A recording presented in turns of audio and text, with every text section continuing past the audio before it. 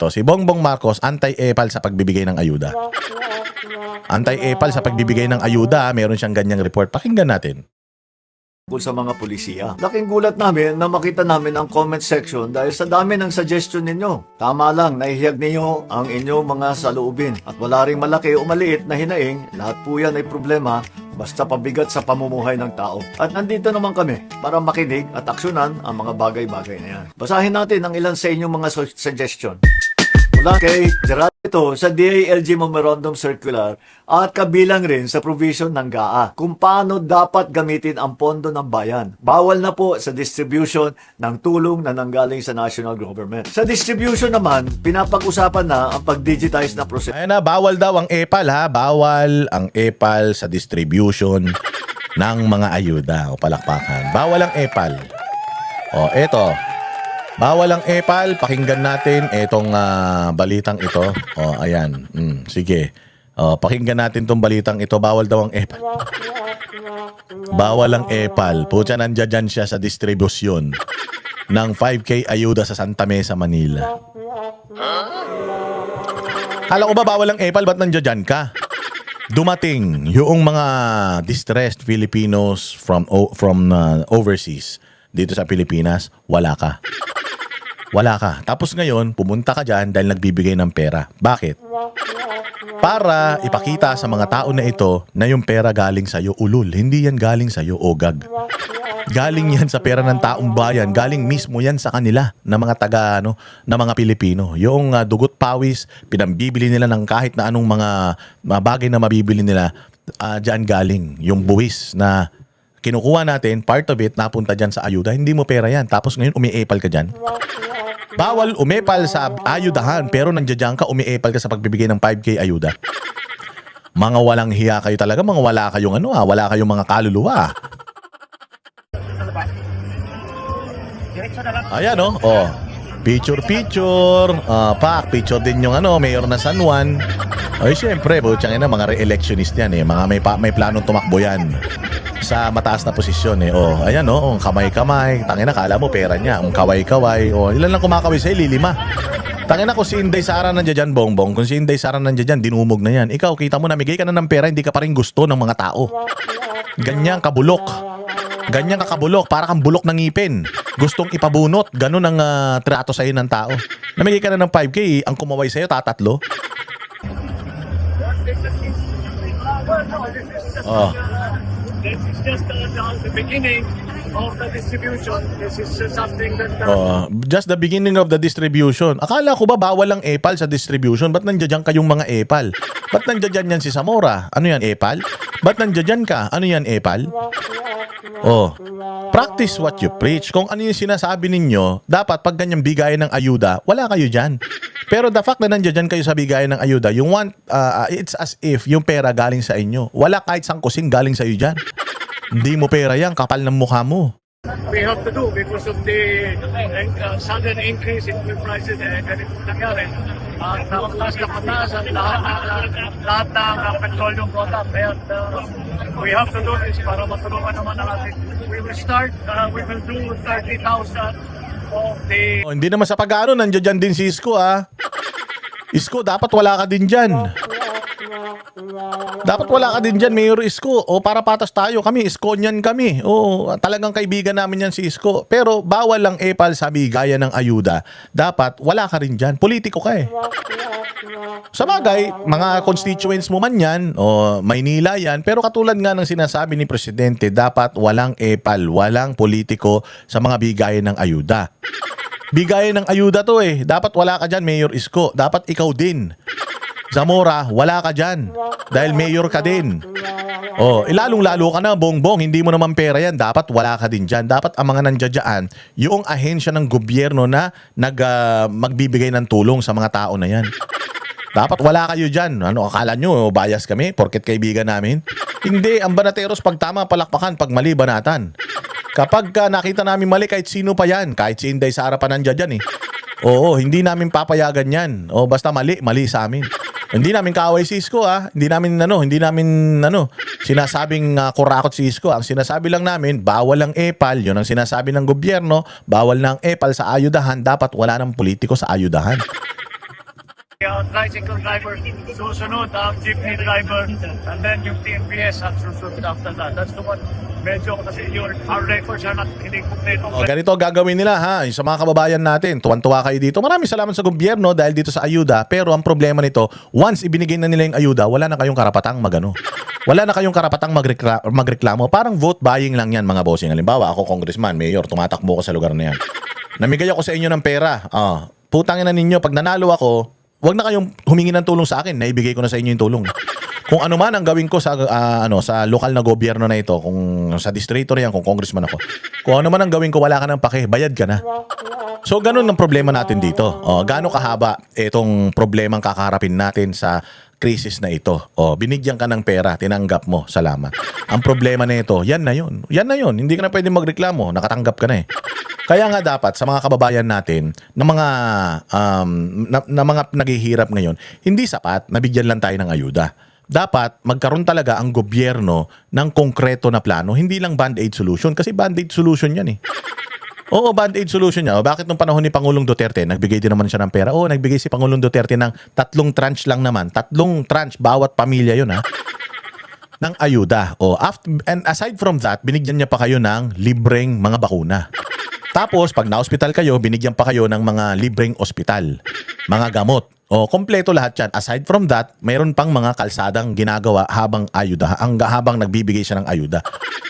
So ito, ang problema sa gobyerno natin ngayon, wala lahat yan. Lahat ng mga sinabi ko, walang pandemya. Mayroong krisis, katulad nung COVID, may krisis, nagbigay ng ayuda one time.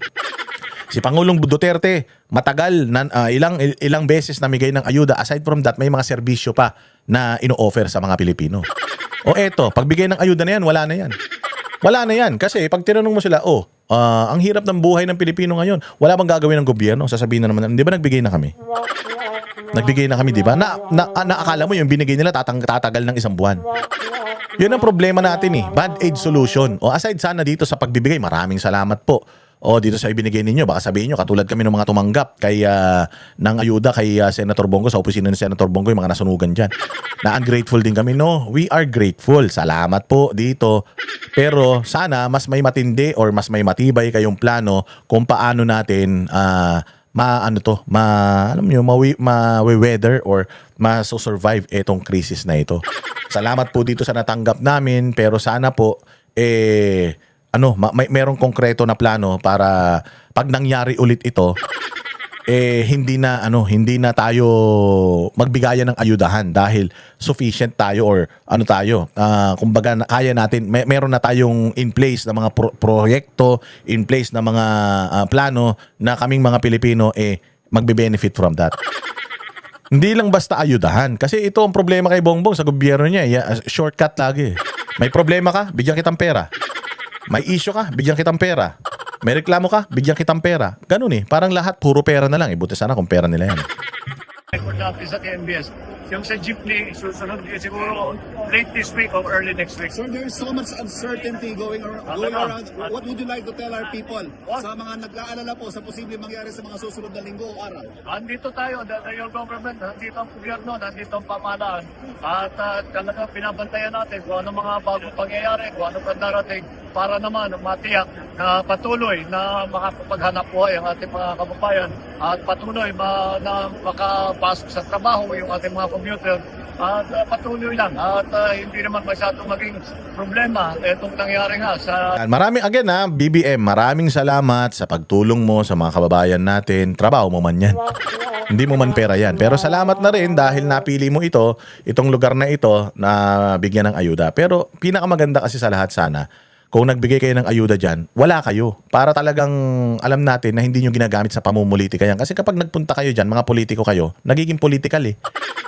Yang pagbibigayan ng ayuda na yan eh. Wala kayo doon sa mga dumating na mga Pilipinong affected ng gera tapos nandiyan kayo namimigay ng ayuda.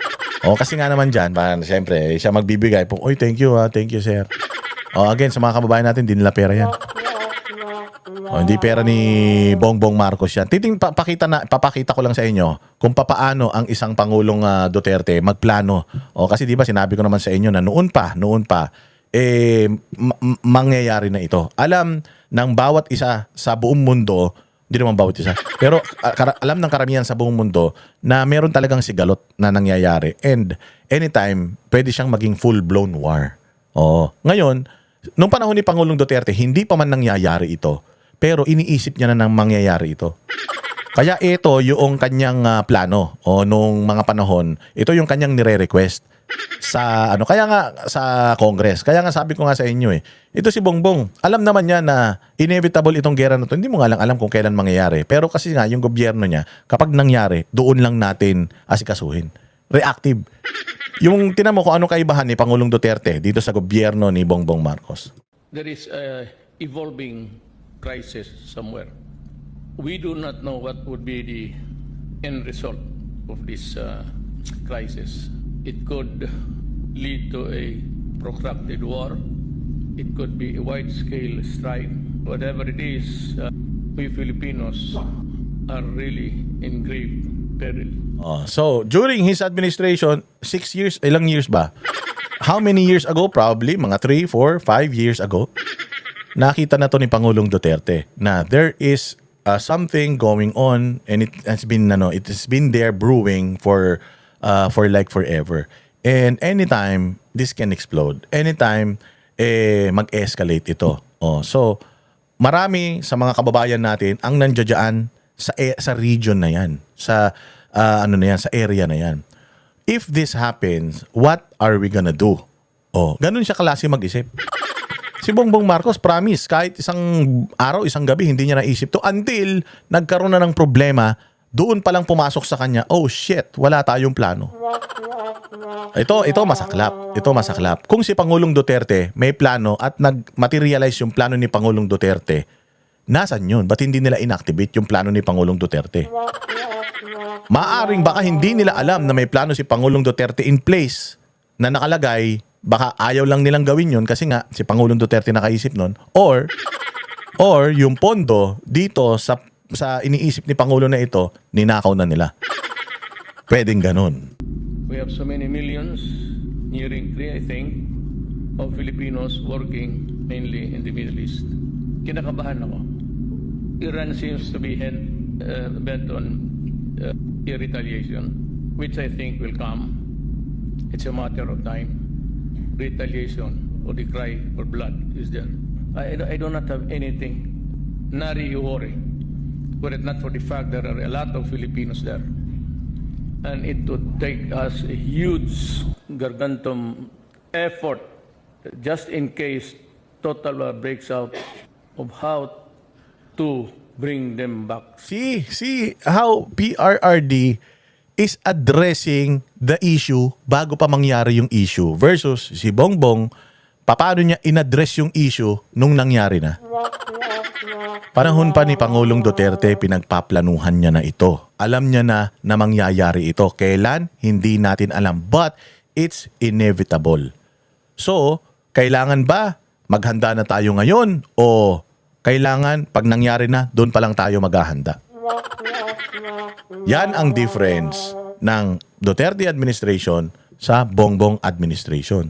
Sa Bongbong administration, nung nangyari ito, doon lang siya tumayo, wala naman siyang nasabi. Magre-report lang daw siya sa inyo. Wala siyang plano in place.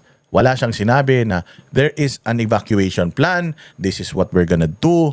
Merong mga airspace na available, hindi lang dyan mismo sa mga lugar na apektado, pero may airspace na available and kaya kayong kunin sa pamamagitan ng bus, dadaling kayo dyan para makauwi kayo sa Pilipinas.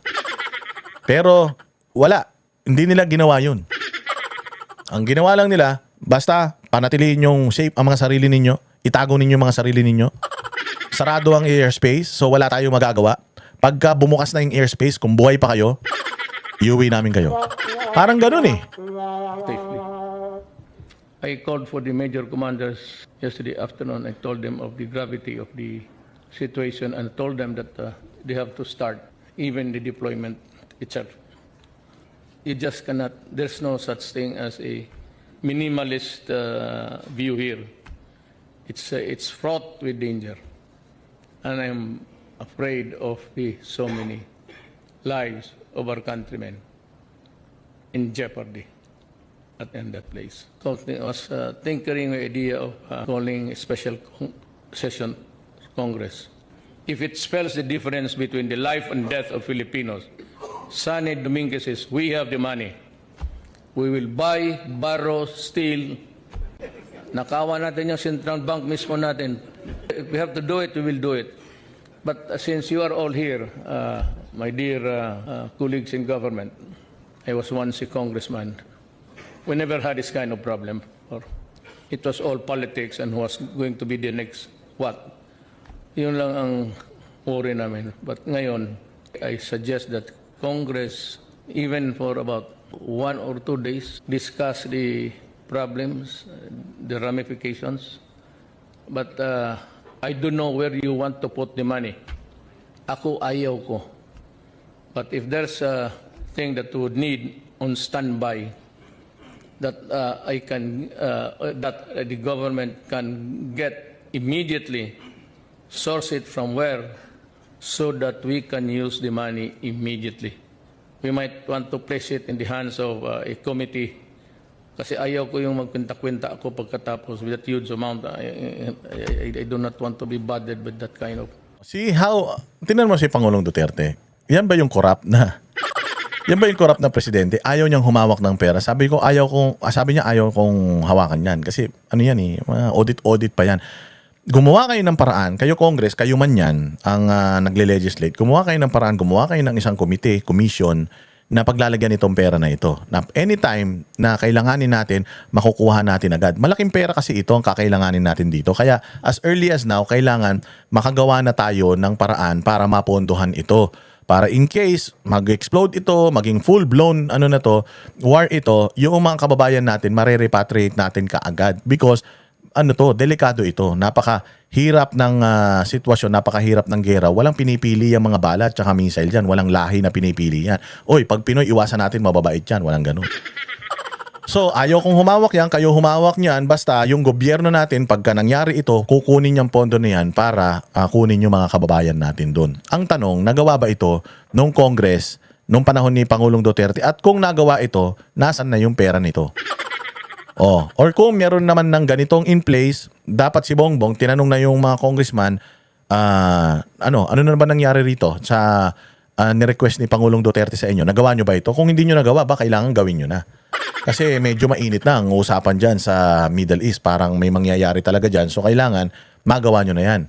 Walang problema, baka mamaya nagawa na to. May pera na pala to. Tapos wala na naman. Ninakaw na naman nila. Wala na tayo kasing tiwala eh. Kaya kaya nag-speculate tayo dahil putya lahat na lang kinukuha nila. Sabi ko nga sa inyo, pati yung property ng isang simbahan gusto nilang kunin mga hayop na yan eh. So ganito si Pangulong Duterte mag-isip.